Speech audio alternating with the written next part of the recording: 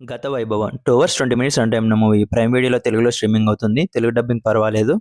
Movie ఎలా ఉందో తెలుసుకుందాం. దానికంటే ముందు చాలా మంది చూస్తున్నారు కానీ సబ్స్క్రైబ్ అయితే చేసుకోవట్లేదండి. కొంచెం సబ్స్క్రైబ్ చేసుకోండి. మాకు కొంచెం సపోర్ట్ ఇచ్చినట్టు ఉంటుంది.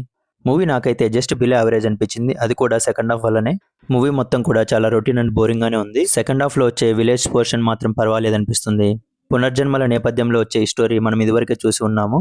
ధనుష్ చేసిన అనేకుడు మూవీ దీనికంటే చాలా బెటర్ గానే ఉంటుంది. స్టోరీ విషయానికి వస్తే ఆధునిక అలియాస్ అష్కా రంగన తాను గీసిన ఫోటోలో ఉన్న వ్యక్తి కోసం వెతుకుతూ ఉంటుంది. ఆమె గీసిన ఫోటోలో ఉన్న పోలికలతో ఒక విఎఫ్ఎక్స్ కంపెనీ ఓనర్ అయిన పురాతన్ అలియాస్ దుష్యంత్ ఆమెను కలవడానికి వెళ్తాడు.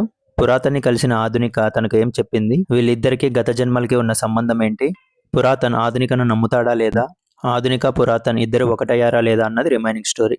మూవీలో ఫస్ట్ హాఫ్ లో దేవుళ్ళు రాక్షసులు అమృతం కోసం చేసే పోరాటంలో వచ్చే సన్నివేశాలు చాలా బాగుంటాయి. అలాగే కాలకూటమ విషయాన్ని మింగుతున్నప్పుడు శివుని చాలా బాగా చూపించారు.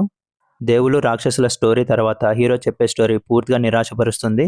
ఇంటర్వెల్ ముందు వరకు కూడా మూవీ మొత్తం చాలా బోరింగ్ గానే ఉంటుంది. ఫస్ట్ హాఫ్ తో కంపేర్ చేస్తే సెకండ్ హాఫ్ కొంచెం పర్వాలేదు అనిపిస్తుంది.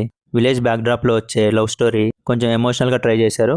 పర్వాలేదు అనిపిస్తుంది. సెకండ్ హాఫ్ పర్వాలేదు అనిపించినప్పటికీ అది కూడా చాలా లెంతీ అనే ఫీల్ వస్తుంది. సెకండ్ హాఫ్ లో ఉన్న ఎమోషన్ ని మూవీ మొత్తం క్యారీ చేసి ఉంటే మూవీకి రిజల్ట్ వేరేలా ఉండేది. సినిమాటోగ్రఫీ, మ్యూజిక్, విజువల్స్ పర్వాలేదు అనిపిస్తాయి. పర్ఫార్మెన్సెస్ విషయానికి వస్తే మెయిన్ లీడ్ గా చేసిన అష్కా రంగనాథ్ అండ్ దుష్యంత్ ఇద్దరు చాలా బాగా చేశారు. అష్కా రంగనాథ్ తన పర్ఫార్మెన్స్ తో పాటు తన క్యూట్ లుక్స్ తో మూవీలో చాలా బాగా కనిపించారు. ఫైనల్ వర్డిక్ట్ ఏంటంటే, మీకు చూడడానికి ఏ మూవీస్ లేకపోతే సెకండ్ హాఫ్ కోసం ఒకసారి చూడొచ్చు, లేదంటే ఈ మూవీని స్కిప్ చేసేయచ్చు. ఫ్యామిలీతో కలిసి చూడొచ్చు. ఎలాంటి అడల్ట్ కంటెంట్ లేదు. దీనికి నేను ఇచ్చే రేటింగ్ 2.25/5.